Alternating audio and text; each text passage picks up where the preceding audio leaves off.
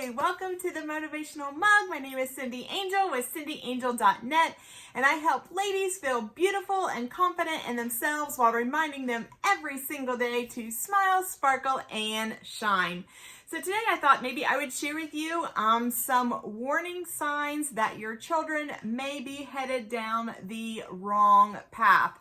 So some of them may seem extremely obvious. Some of them may give you an aha moment. So one would be a child that is currently isolating themselves from the family. There could be multiple ways that they're doing that. They could be literally staying away. Not wanting to come home, always wanting to stay to friends, or you may not even know where they are staying. Or they're normally someone that's always very social with you, hanging out in the TV room or the kitchen, wherever it is that your family hangs out. And maybe they live in their room now, and all teenagers stay in their room. I used to be one. It was a long time ago, but I was, and I went to my room all the time, but that's back when the phone was hooked to the wall, which was hooked to a 20-foot cord. So I wanted to be up there for my phone conversations with my boyfriend. Way different than what I'm talking about. I'm talking about a child that just, refuses to leave their room. You might be putting food outside the door. They open it up, grab it, and shut the door. And that's your entire exposure to your child. So looking for little isolation reasons like that. And if you do see that, then there's definitely something you need to be looking into a little further. Okay, and another could be extreme mood shifts. Not talking about that teen mood, the tood, not talking about that. Because let's face it, that is, I hate to say normal, but it's kind of expected. It's, teenager years are hard. It's so hard. But it is a growing time and a learning time. And yes, things like that are going to happen. You and your teen are not going to be perfectly balanced 365. So you're going to see tood sometimes, but that is not what I mean. I'm talking extreme. Like your child can literally within 1 minute go from to hello. So, I'm talking extremes. So if there is a big difference in the crowd that they are hanging out with, then there is definitely something to look into. Do not just let it go.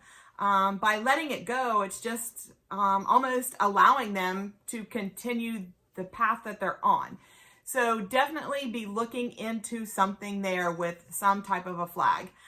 If you notice experimental use of drugs or alcohol, and especially I'm talking teenager alcohol, obviously, that's, definitely need to be looking for those types of flags as well, especially if you come from a family with an addiction and they've grown up being exposed to that type of thing, or they're very aware of, so-and-so's alcohol addiction in your family. So definitely something to be aware of and to look for. Definitely don't just let it go.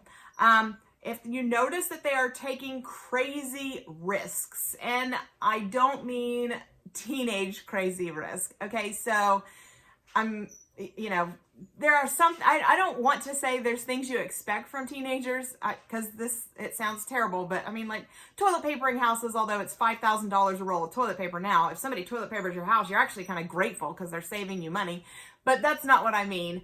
I'm talking extreme things like vandalism, theft, although I think in Ohio it is considered a crime if you toilet paper, but who turns anyone in? It's a rite of passage. Anyway, sorry.